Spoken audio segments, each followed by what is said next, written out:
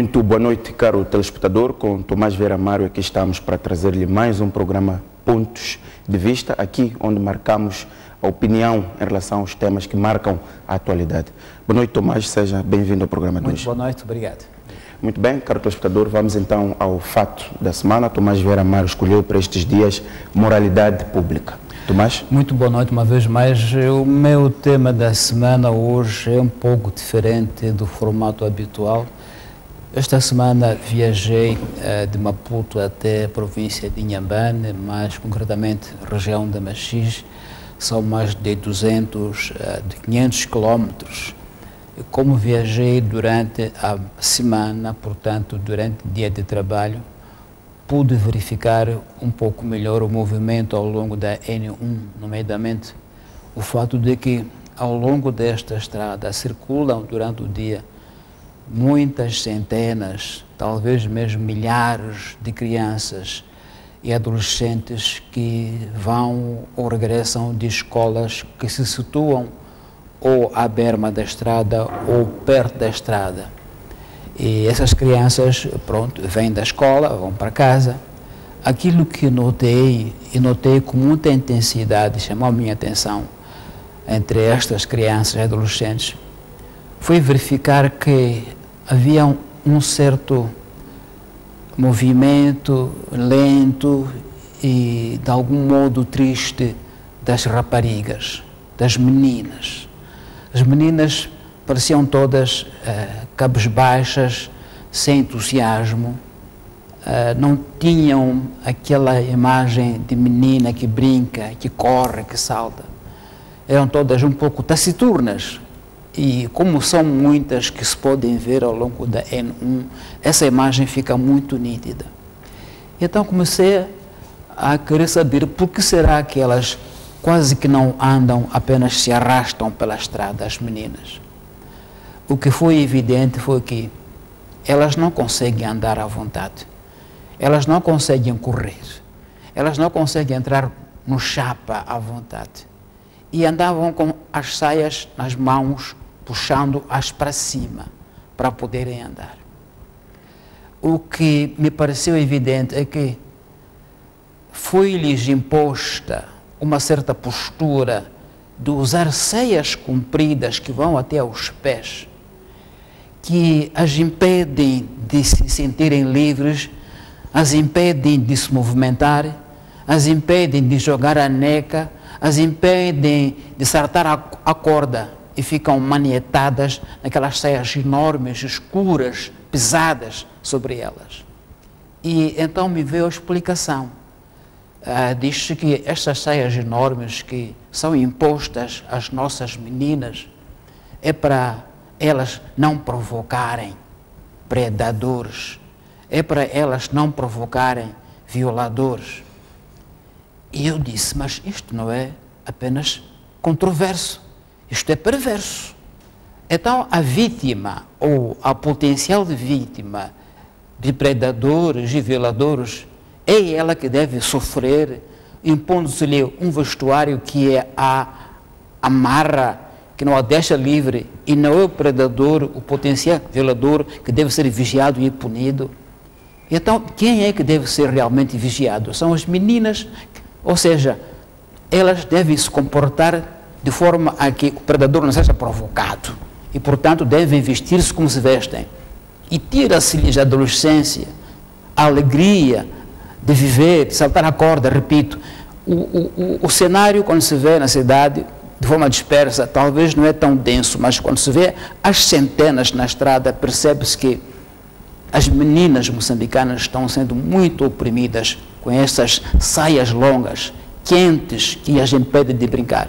Eu queria lançar este apelo a quem tem direito, por favor, libertem as meninas e prendam os predadores. Não façam o contrário, não oprimam as meninas, porque realmente elas não conseguem andar, não conseguem brincar, não conseguem entrar no chapa 100, não conseguem sequer se movimentar livremente, jogar a corda, como crianças que são. Então, este é um facto que eu notei esta semana ao longo da N1, porque são muitas meninas na estrada, e quando são muitas, você nota que elas têm um drama de se movimentar. Então, parece que aquilo que é a noção de moralidade pública entre nós anda um pouco confusa. Ainda também ouvi, nesses mesmos termos, que nos postos de recenseamento eleitoral há técnicos que entendem que não pode recensear senhoras que vão de manga cava, isto é, que têm os ombros à vista, porque entendem que isto é indecente. Eu não sei aonde é que isto nos quer levar, mas temo muito que parece que a nossa noção de moral pública, de facto, anda em lugar incerto. Era bom que a rebusquemos e a rebatemos sob o risco de cairmos em moralismos, alguns quase patéticos, como me parece ser. Muito bem, Tomás, fica aqui esta chamada de atenção. Vamos então aos nossos tópicos. Selecionamos para o programa de hoje 3 temas, nomeadamente o informe da Procuradoria-Geral da República sobre o Estado de Legalidade e Justiça. Aliás, é sobre este tema que vamos desenvolver a maior parte do nosso programa. Vamos também discutir a decisão do Conselho de Ministros relativamente ao reajustamento do salário mínimo e lá mais por fim vamos também discutir o encontro histórico entre as duas Coreias.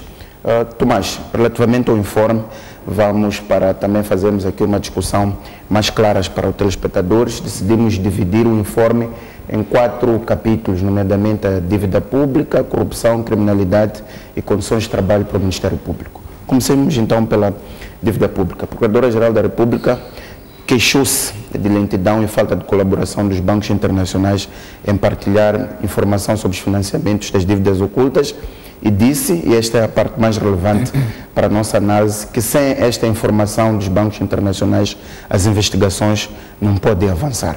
A minha pergunta, Tomás, é se concorda, se acha que faz sentido, considerando os argumentos da Procuradora, esta posição da Procuradoria-Geral da República de condicionar o avanço das investigações à colaboração de instituições internacionais. Bom, primeiro, para mim, cabe dizer o seguinte, a informação que é solicitada a estes bancos é a partir de uma informação que parte de suspeita de má conduta por parte desses bancos. É por isso que se pede essa informação. Ou falta de dever, de diligência devida que podem ter praticado. E, portanto, aquilo que seria surpreendente era que a Procuradoria-Geral da República, solicitando essa informação, que fosse confirmar má conduta ou conduta lacunosa desses bancos, essa informação saísse imediatamente. Isso é que era surpreender. Portanto, não é de surpreender que, se for um pedido que parte de uma suspeita, os bancos sejam relutantes em providenciá-la. Então, para mim, não parece surpreendente nem notícia que assim seja. Aquilo que me parece que é importante é que, assim que se pede essa informação, prevê-se naturalmente que ela não sairá facilmente, muito menos rapidamente. E, portanto, não pode ser um obstáculo, porque é algo previsível. Até porque é preciso mexer com jurisdições e com direito internacional, com relações de cooperação ou não amistosas. Então, não me parece que essa dificuldade possa ser novidade surpreendente. Acho que é expectável que assim seja. E, portanto, o que é expectável é, podendo prever-se e devendo prever-se que seja assim, qual é a alternativa. Penso que faltou um pouco isso, qual a alternativa, porque não se pode, na minha opinião, deixar a impressão de que ou temos esta colaboração que nós solicitamos no estrangeiro e assim o processo vai avançar, ou não a temos e nada poderemos fazer. Temo muito que se crie essa ideia de que ou temos essa informação, assim iremos avançar, ou não a temos e desculpem, não temos matéria. Portanto, não me parece que possa ser conclusão lógica dessa falta de colaboração que a Procuradora da República informou ao Parlamento. Me parece que não pode ser essa. Muito bem. Tomás, ainda discutindo sobre esta questão de condicionar o avanço das investigações à colaboração internacional, a questão é se com os elementos existentes hoje no país e aqueles que são possíveis de alcançar em Moçambique, se não é possível partir para a responsabilização criminal. Alguns dos elementos existentes, e passo a citar, o primeiro é que Moçambique é o país de origem da dívida. Portanto, os contratos e toda a documentação de financiamento, incluindo os dados das contas bancárias e dos fornecedores, deve existir em algum lado em Moçambique. Lembremos-nos que também em março do ano passado, a própria Procuradoria-Geral da República pediu a quebra do sigilo bancário de 17 pessoas cuja função ou posição social passava pelos temas da dívida oculta. Ao fazer esse pedido de quebra de sigilo bancário, é porque a Procuradoria tinha suspeitas suficientes de uma relação entre a dívida e estas pessoas. E além do relator da CROL, que é uma peça-chave, houve o relator da Comissão Parlamentar de Inquérito para averiguar a situação da dívida pública, que concluiu com a violação da Constituição da República e das leis orçamentais, além de que as nossas autoridades ignoraram o FMI. A questão que se levanta é verdade, há o ponto da colaboração internacional, que é importante para o processo, mas os elementos existentes e aqueles que estão sob o controle das nossas autoridades, se não é possível ir mais longe? Penso que, em princípio, não deve ser impossível ir mais longe. Até porque o relatório da CROL, mesmo o relatório da Comissão Parlamentar de Inquérito, indica quais são as questões centrais levantadas nessas compras, nomeadamente sobre faturação, em que é evidente a discrepância entre a fatura paga e o produto entregue. Isto é evidente, o relatório da CROL mostra isso. Também é evidente que, em termos moçambicanos, que houve violação da legislação moçambicana. O nível alto de endividamento foi ultrapassado, a lei orçamental foi violada. Portanto, esses elementos estão presentes, estão evidentes. Penso que por aí não se pode dizer que, como não temos dados da parte internacional, não há matéria. Penso que seria um excesso de zelo de dizer assim, ou chegar a essa conclusão. A matéria me parece mais que o suficiente para se proceder a alguma instrução e fechá-la. E até haver alguém que seja arguido nesse processo. Não parece que o fato de haver lacuna ou haver pouca colaboração, eventualmente, da parte internacional, possa nos levar a concluir de que logo não é possível fazer o processo ou fechar o processo de instrução. Não é?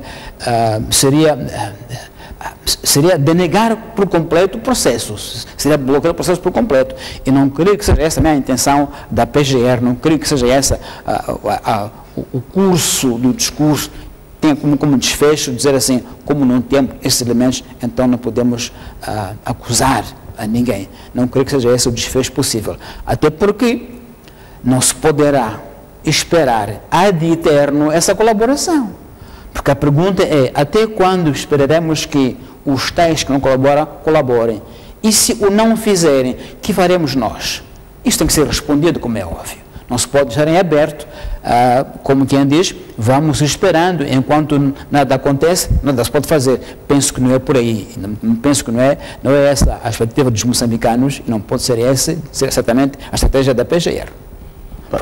Tomás, insisto mesmo nesta questão, sim, até porque esteve a responder no princípio, sim, as implicações desta posição, porque a Procuradoria marcou uma posição e a Procuradora, no caso, foi clara de que sem informação internacional é como se a Procuradoria estivesse paralisada relativamente a este processo. A minha questão é, que implicações é que esta posição pode ter, que consequências pode ter?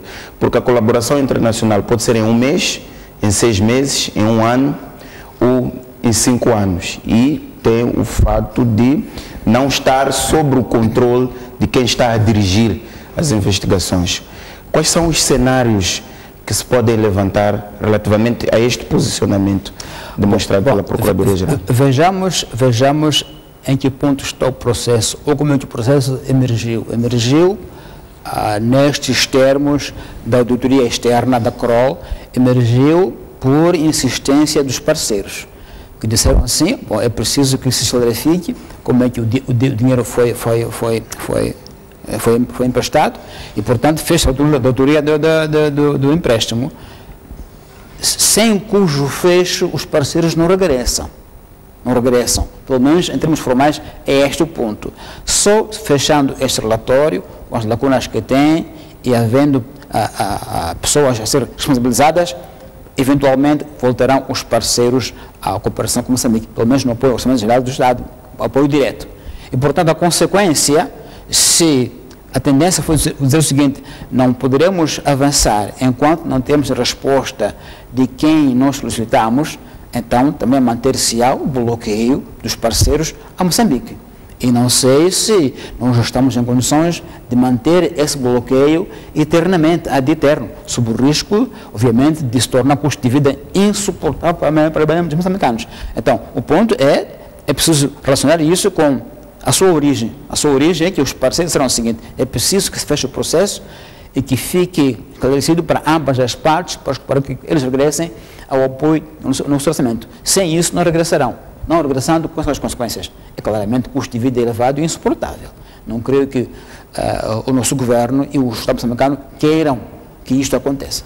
Muito bem. Tomás, uma outra linha que se levanta, respeitando o princípio da separação de poderes entre o executivo e o judicial, é até que ponto é que se pode estabelecer um ponto de convergência entre aquilo que disse o Presidente da República em Londres, que estes bancos internacionais deram dinheiro sem regras a um país pobre, e o que vem dizer agora a Procuradora-Geral da República de que estes países não estão a colaborar. O que isto lhe parece? Não lhe parece uma espécie de um cerco ou de alguma pressão que se faz a estas instituições financeiras internacionais? É claro que houve uma coincidência muito forte no discurso do Presidente e a intervenção da Procuradora-Geral da República no Parlamento. Mas eu noto no discurso do Presidente um discurso político, uma posição política. Agora, quando este discurso vai para a Procuradoria, tem que traduzir-se em matéria concreta. O que ocorreu? Que lei foi violada? Que regra mundial foi violada na cooperação internacional? Porque dizer isso que temos que partilhar responsabilidades, é preciso dar substância a isso em termos jurídicos. Por que tem que acontecer assim? É porque há uma lei, há um princípio A, B e C que não foi seguido pelos credores. Isso já é o trabalho da parte judiciária. É isso que se espera que seja feito para substanciar a parte política. Então, há repetição em termos do fim, mas o método e os instrumentos já terão que ser diferentes, porque a PGR não pode repetir apenas as palavras do Presidente. Tem que substanciar isso com matéria, com validade jurídica, no mundo, no quadro internacional e no quadro nacional. Creio que é isso que está agora a ser realizado, para verificar se a contratação da dívida seguiu regras internacionais, como deve ser, se seguiu todos os trâmites da transparência, da due diligence, ou se, pelo contrário, isso foi violado. É aí onde, então, daí temos que partilhar as culpas.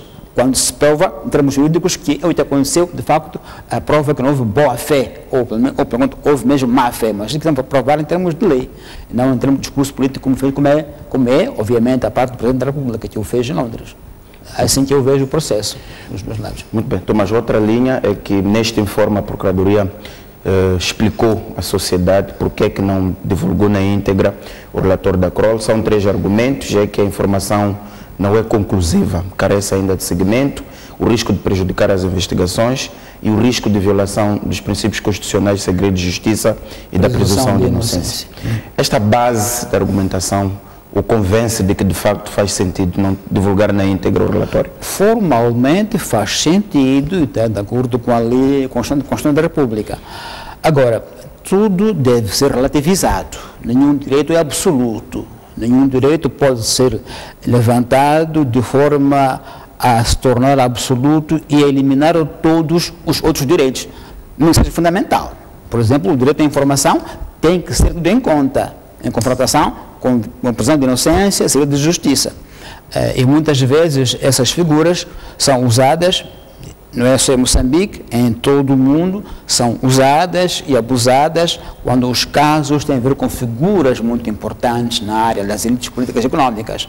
É uma figura muito, a qual se recorre de forma abusiva, presunção de inocência, segredo de justiça, quando se quer proteger a imagem de figuras públicas importantes. Porque, de resto, este princípio, vemos todas as semanas agentes da polícia que chamam a televisão para mostrar pessoas que, segundo a polícia, fizeram A e B, mas a polícia não é juiz, a polícia não julgou ninguém, portanto, ela não pode trazer pessoas às câmaras de televisão que não foram julgadas. Ali ninguém se importa que se fez os direitos de presunção de inocência. O cidadão comum é exposto às câmaras todos os dias e viola-se esses princípios todos.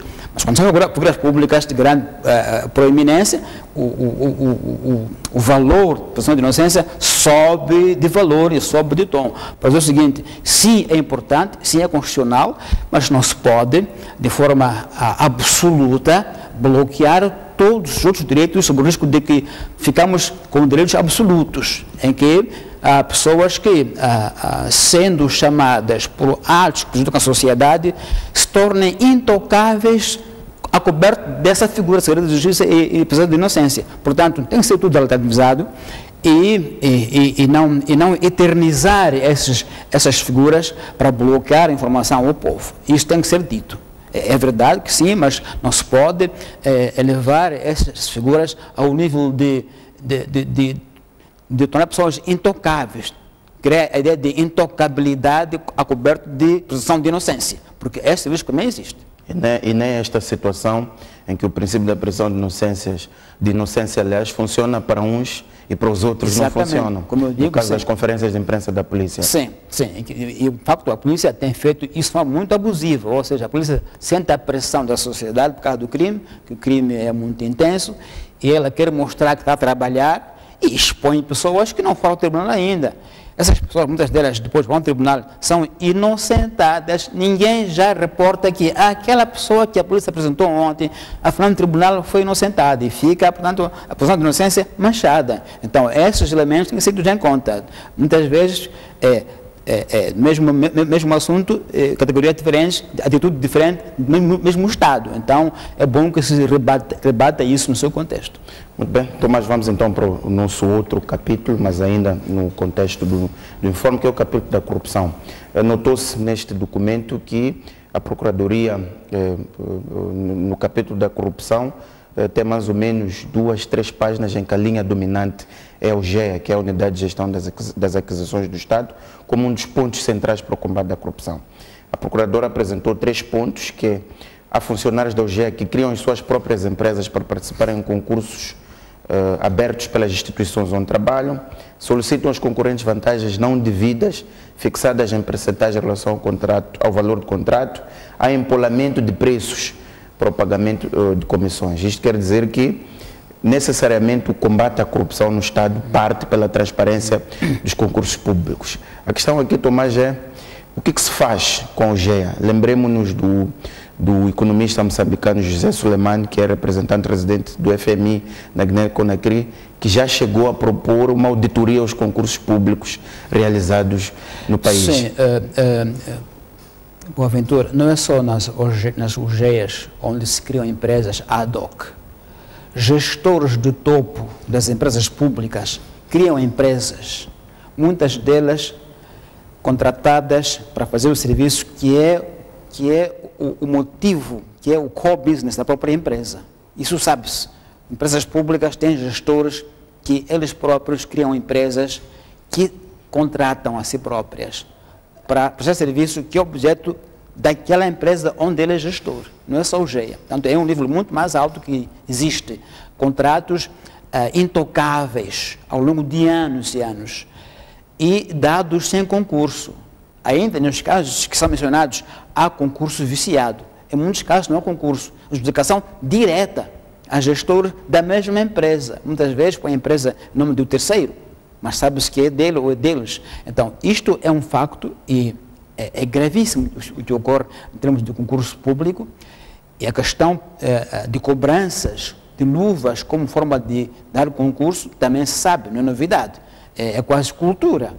Você sabe se há um concurso que sai e você é pré-selecionado, alguém vai telefonar-lhe e dizer, olha, mas já sabe qual é o negócio. Está a dizer o seguinte, dá-me uma parte para eu dar-lhe o contrato. Isso não é novidade nenhuma. E, portanto, há que abordar a questão não como novidade, mas trazer soluções. Porque isto são questões antigas, antiquérrimas, conhecidas, e fazem-se nas empresas públicas há muitos anos. E, portanto, para mim não é novidade. O que seria novo era que houvesse uma perspectiva como é que nós podemos enfrentar esta prática, porque é conhecida, nem sequer é algo que é preciso alguém ser um grande pesquisador para descobrir. Não, porque já tornou-se normal. já ninguém mais tem pudor em dizer ao telefone a você, olha, a condição é esta, é esta, é esta. Antes ainda havia alguns termos, tipo linguagem de uma seita, que não é muito clara. Hoje é claro e direto. Portanto, não acho que haja ali alguma novidade, alguma descoberta extraordinária. São assuntos antigos. Portanto, o que se espera é que, finalmente, alguém diga qual é o processo para enfrentar. E não dizer que existe, porque existe há muito tempo. E faltou essa, digamos, sim, essa ação nesta apresentação, exatamente, do informe. A questão que eu faço, Tomás, é, uma vez que já o diagnóstico da doença está bem feito, por que é que não há o remédio para atacar a situação? É que muitas vezes o doente e o médico são a mesma pessoa. Fica complicado, não é?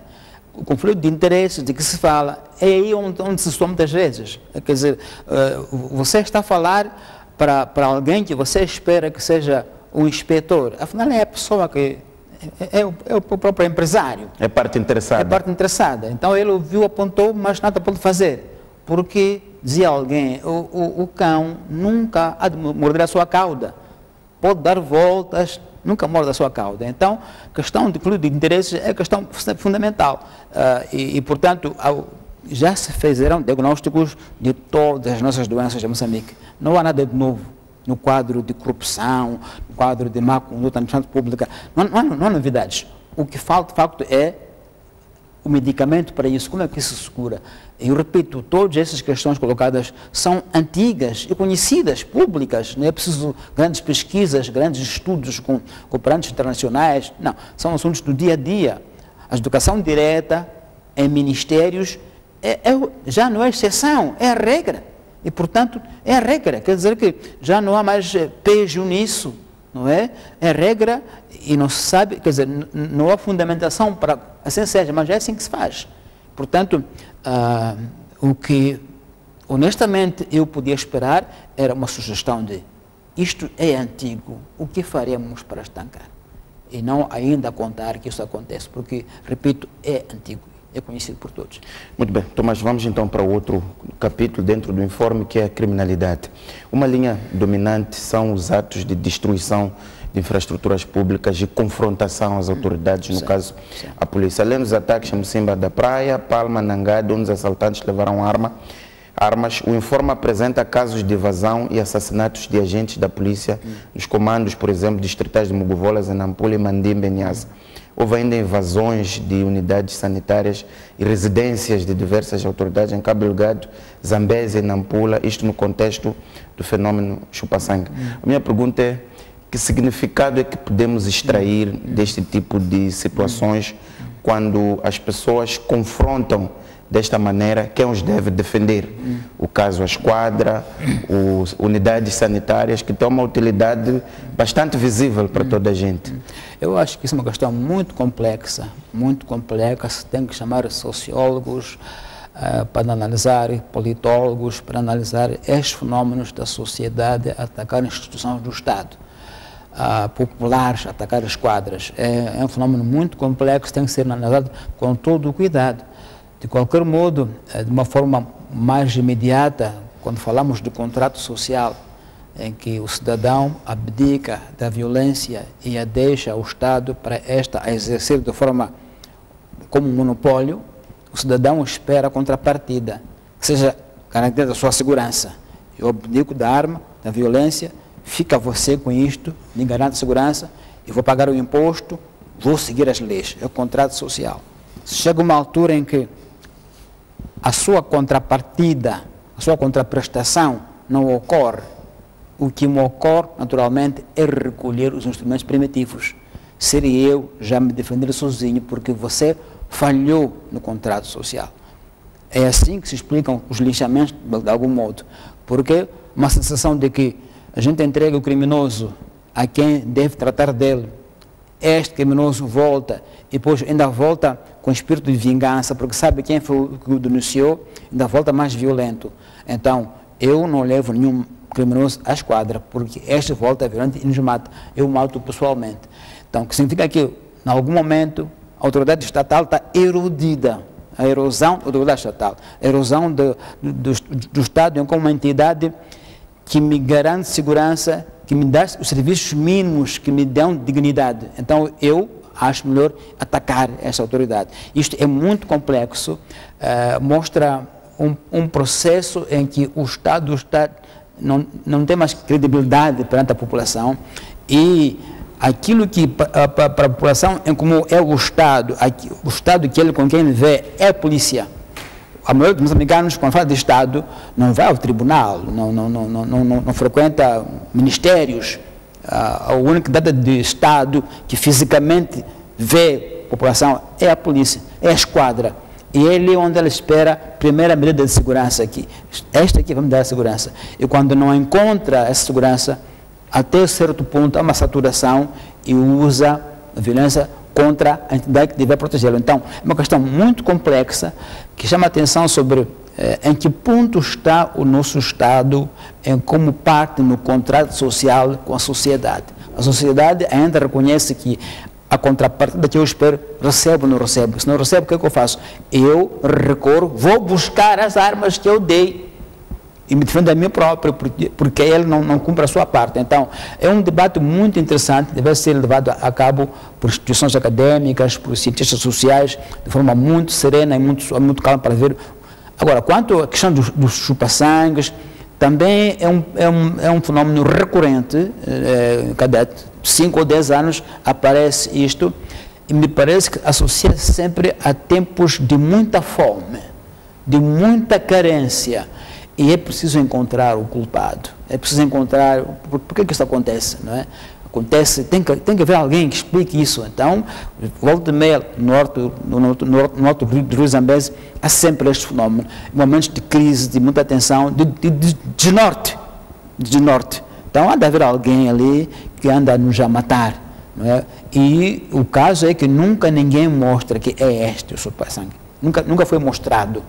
Todo mundo ouviu dizer que naquela casa aconteceu, mas nunca disse, é este que eu me cruzei com ele, ou que eu identifico como chupa-sangue. Uma vez mais, são questões sociais complexas, têm que ser vistas num ambiente mais acadêmico, com mais serenidade, para depois informar os que fazem as leis ou fazem as políticas, saber como enfrentar essa questão. Mas a questão das esquadras, que é grave, é claro sinal da sociedade descrente em relação ao Estado. Isso sem dúvida nenhuma. Muito bem, Tomás, vamos então para o último capítulo no quadro do informe. A Procuradora também voltou a queixar-se da falta de meios de trabalho, pessoal devidamente preparado, equipamento de investigação, incluindo o reforço do orçamento ao Serviço de Investigação Criminal, que na verdade é o verdadeiro braço do Ministério Público. Também pediu o reforço das leis, aperfeiçoamento da legislação sobre o segredo de Estado, regulamentação do processo de emissão de garantias do Estado e monitoria de projetos que beneficiam de financiamentos contraídos com as garantias do Estado. A minha questão é se nós exigimos a justiça e vimos a confrontação que houve na Assembleia da República com os deputados que também decidem sobre o orçamento para que haja resultados desta mesma Procuradoria, é necessário em parte também resolver as carências do nosso Ministério Público? Eu creio que sim, que é preciso mais recursos financeiros, técnicos, humanos, não só na PGR, mas em todo o nosso Estado. Não creio que chegará o dia em que dirá a PGR, temos os meios suficientes que nós precisávamos, estamos prontos, temos todos os recursos que nós precisamos. Não creio que esse dia vai chegar alguma vez. Portanto, digamos que é daquelas colocações rotineiras para as quais não se espera que haja uma resposta, não sei, do Ministro das Finanças, dizer assim, amanhã haverá mais dinheiro para a PGR. Então, creio que não tem tanta relevância dizê-lo, porque nunca haverá um dia em que isso não vai ser dito. Sempre há de haver falta de meios. O que acho que é importante é fazer o máximo com os meios disponíveis, porque esses sempre serão escassos.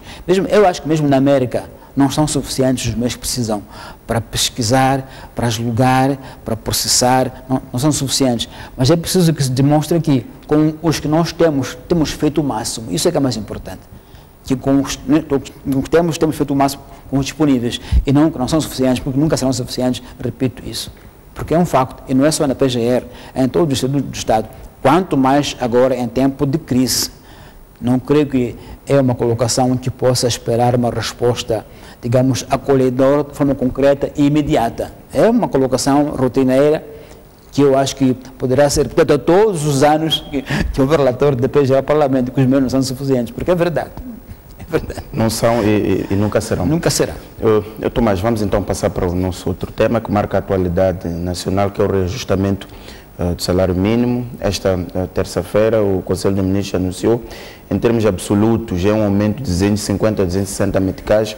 O novo salário mínimo passa para 4.255 meticais. O Presidente da República já veio reconhecer que o valor não cobra expectativas, mas que é aquilo que é possível o Estado dar neste momento, no quadro das dificuldades econômicas que o país atravessa, mas é apresentado aqui como boa nova que vai se libertar as promoções dentro do Estado, que estavam estagnadas desde 2005, e aumento em 100% do subsídio para funeral.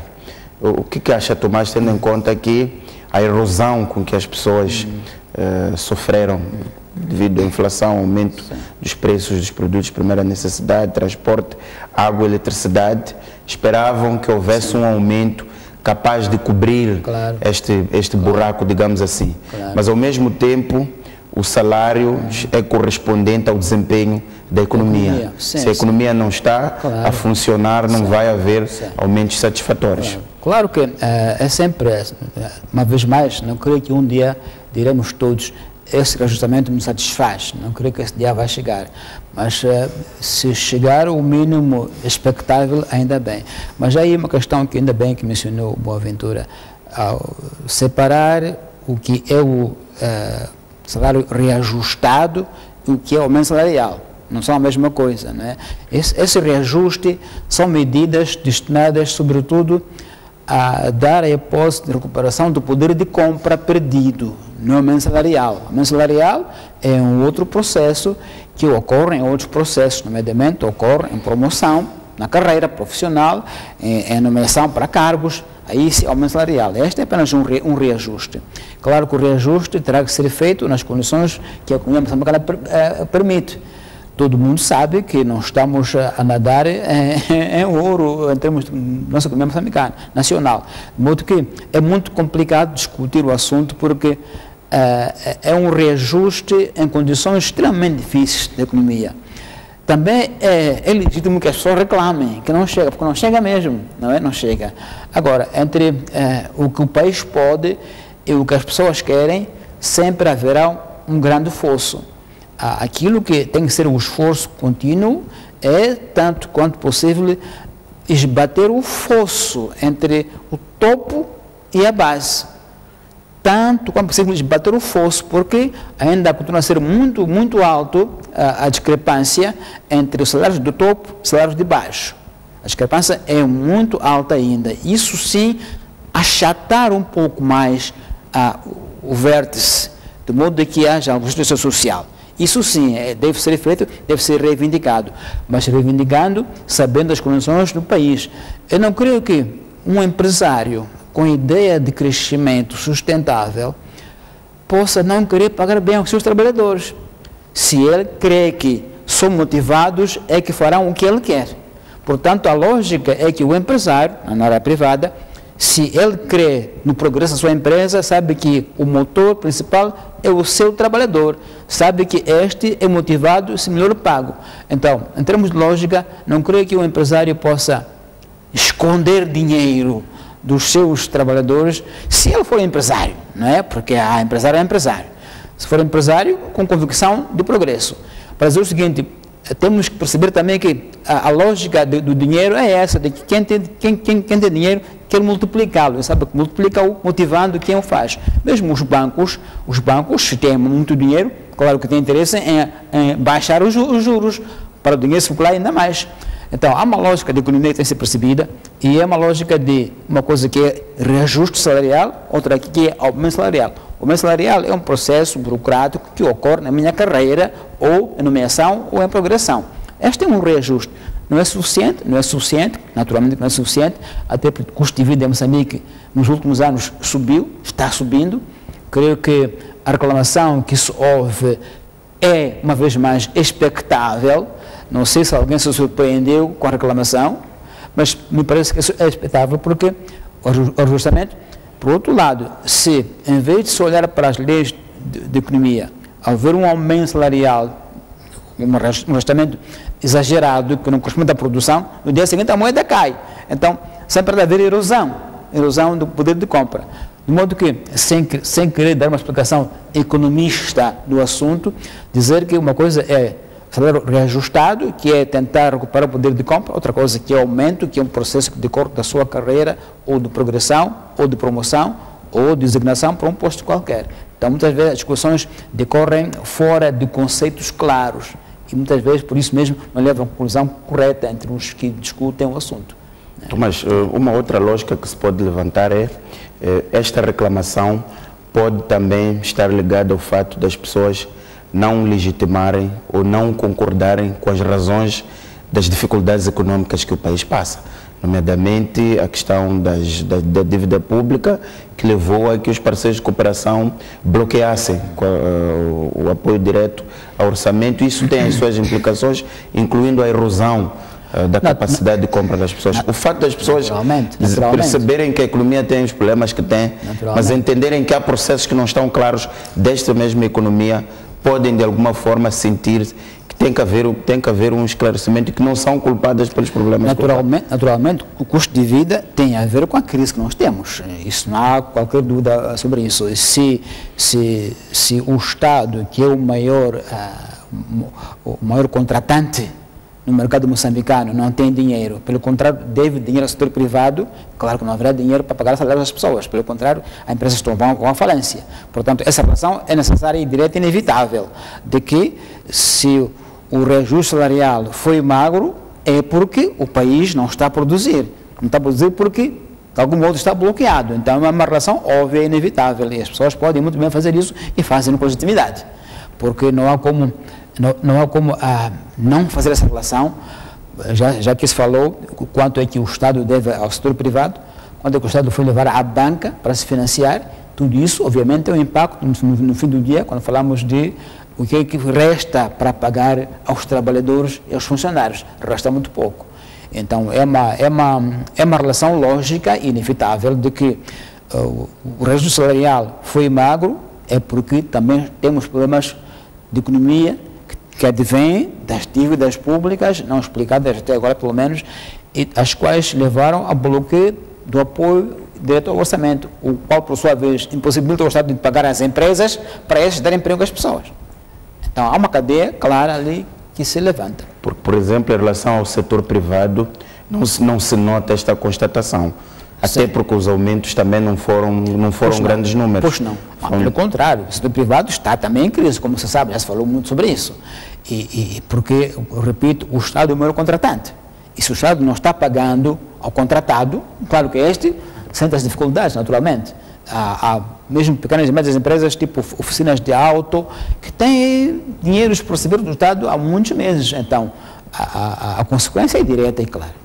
Muito bem. Tomás, nota-se aqui que o governo decidiu aumentar o subsídio funerário e desbloquear as promoções nas carreiras. Exatamente. Ao invés de fazer um aumento de salário para os mais de 200 mil funcionários públicos que existem. Como é que avalia essa decisão? Não acha que se calhar era mais abrangente, mais inclusivo, ao invés de aumentar o subsídio funerário e desbloquear as promoções, fazer um aumento mais significativo e atingir toda a massa laboral ao nível da função pública? Bom, isso seria a história da manta curta em tempo de frio, não é? Você quer tapar a cabeça, descobre os pés. Mas eu acho que tem mais lógica desbloquear o que já estava em processo. Porque são processos de promoção, de progressão na carreira, que foram bloqueados porque não havia fundo, não havia dinheiro para isso. E, portanto, faz mais sentido, antes de pensarem em novas medidas, libertar as que estavam em curso que foram interrompidas, porque é uma questão de justiça. Parece-me que tem lógica nesse sentido. Agora, o subsídio funeral, visto assim, de forma isolada, pode dar a impressão de que, bom, parece que é uma despesa muito comum, muito presente há muito funeral, então é preciso aumentar. Dá uma ideia de uma sociedade com muita morte. Não sei qual é a ratio atrás desse subsídio de funeral, ou o Estado sente que é algo muito solicitado pelos funcionários do Estado, mas a mim me mete um pouco a impressão a ver esse destaque em particular, o subsídio de funeral, como se fosse uma despesa muito presente nas famílias e que faz-lhes pressão à economia. Por que não outro subsídio de renda de casa, ou subsídio de transporte, foi o subsídio de funeral? Há de haver algum rácio por trás dessa escolha especificamente, não sei qual é. Muito bem, Tomás, vamos então para o nosso último tema, que é este encontro histórico entre as duas Coreias. Vimos, houve uma transmissão em direto do encontro, mas também da cimeira, e acima de tudo houve compromissos claros para o fim do desenvolvimento das armas nucleares, e graças a este avanço vai haver já um encontro entre Donald Trump e o presidente da Coreia do Norte. A minha questão é, o que representa para o equilíbrio das forças mundiais, para a estabilidade do mundo, esta aproximação entre as duas Coreias? Eu acho que, antes de mais nada, há uma distensão internacional em torno da Península Coreana, porque aquela fase de escalada de testes de mísseis nucleares por parte da Coreia do Norte tinha posto todo mundo em alvoroço. Diz que são armas de prevenção, de dissuasão, são armas estratégicas e que, portanto, é pouco provável que alguém um dia as use, mas nunca se sabe. Nunca se sabe, pode ser que um dia alguém as usasse e, portanto, o medo estava lá. E uma vez que alguém as toque, ninguém as ia parar. Então, o mundo estava em tensão. Agora, me parece que, em termos estratégicos, as duas Coreias tiveram, passa a expressão, uma jogada de alto nível. Porque o encontro entre ambas criou não falei leitura da situação. A leitura da situação não é que as duas Coreias podem, elas ser motivo de conflito, mas que podem, e como fizeram, se encontrar de uma forma muito pomposa, a contrariar todo o discurso e todo o ar que existia nos meses anteriores. Aparentemente, até parecia que a Coreia do Sul ia ser invadida pela Coreia do Norte. Havia todos aqueles exercícios militares conjuntos, forças americanas com forças da Coreia do Sul, como que a persuadir ou dissuadir a Coreia do Norte. Quando a cimeira acontece, portanto, há uma espécie de uma antecipação das duas Coreias, talvez mesmo uma mensagem dos dois em relação a Donald Trump, em como, apesar de tudo, nós temos um ponto de encontro, e quando a Coreia do Norte se encontrar com Donald Trump, o clima será outro, o clima será bem diferente, porque a Coreia do Norte leva a mensagem de que, como você está a ver, eu não quero destruir a Coreia do Sul, até reuniu com o meu irmão há pouco tempo, e, portanto, os elementos que Trump iria usar, de que a Coreia do Norte tem planos de destruir a Coreia do Sul, pode ter esbatido com essa cimeira. Isto é muito importante para a Coreia do Norte e também para a China, que é o principal aliado da Coreia do Norte. Não nos esqueçamos disso. Se a Coreia do Norte fez todo isso que fez, de ensaiar, fazer ensaios repetidos, apesar do mundo a condenar, ela fez com alguma cumplicidade silenciosa da China. Se a China tivesse dito de forma perentória, logo no início, que pare com isso, creio que o Kim Jong-il tinha feito de outro modo. Mas fez de forma muito arrogante e muito possante, a dizer eu posso chegar ao território dos americanos, que são os meus principais adversários. E nesse aspecto, pode-se dizer que nessa guerra de nervos, a Coreia do Norte saiu vencedora. Nessa guerra de nervos, conseguiu dissuadir o Donald Trump, porque não esqueçamos que, com motivos muito inferiores a essa, foi invadido o Iraque, foi invadido a Líbia, com razões muito menores que as da Coreia do Norte. Mas, neste caso, a Coreia do Norte conseguiu dissuadir a América de fazer qualquer ação violenta, e agora penso eu que o Kim Jong-il vai à cimeira com Donald Trump muito mais confiante, e mostrou que também sabe o jogo diplomático. quer dizer, que se movimenta no mundo diplomático. Não é apenas arrogância de mísseis, mas pode muito bem movimentar-se no mundo diplomático e negociar e mostrar que é estadista. Não é um qualquer terrorista que tem armas perigosas, é estadista, sabe negociar. Acho que isso são elementos importantes que vieram de forma inesperada, porque havia um crescendo de tom de Donald Trump sobre a Coreia do Norte, que parecia que podia acabar numa escalada que ninguém podia saber como travar quando arrancasse. Então acho que uma notícia surpreendentemente... Mas aqui, Tomás, há também a destacar o papel de Donald Trump, até porque tem a Coreia do Sul ali perto como seu principal aliado. Até hoje os Estados Unidos têm militares estacionados naquela zona, até para controlar os movimentos na Coreia do Norte.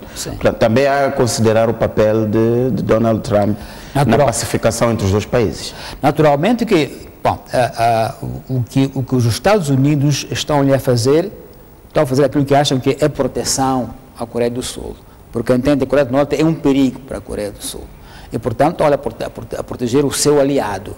Aliás, a Coreia do Norte era vista como o terceiro eixo, o eixo do mal, que era a Coreia do Norte, o Irão, creio que era a Líbia, o eixo do mal. E, portanto, a Coreia do Norte era naquela parte do mundo o inimigo número 1 da América, pelo menos em relação à Coreia do Sul. Então, o papel do Trump é proteger o que ele acha que é uma ameaça para a Coreia do Sul. E atenção, tinha subido agora com os mísseis intercontinentais que o Kim Jong-il lançou em direção aos Estados Unidos da América. Então, eu acho que essa cimeira, repito, foi uma surpresa, mas que, do ponto de vista psicológico, de guerra psicológica, Kim Jong-il saiu vencedor, acho eu. Muito bem, Tomás, muito obrigado. Nosso programa fica por aqui. Obrigado. Caro telespectador, fizemos assim então os nossos 60 minutos, programa Pontos de Vista, onde discutimos os temas que marcam a atualidade, principalmente o informe apresentado há dias pela Procuradora-Geral da República. Assim que nos assistiu, até o próximo domingo.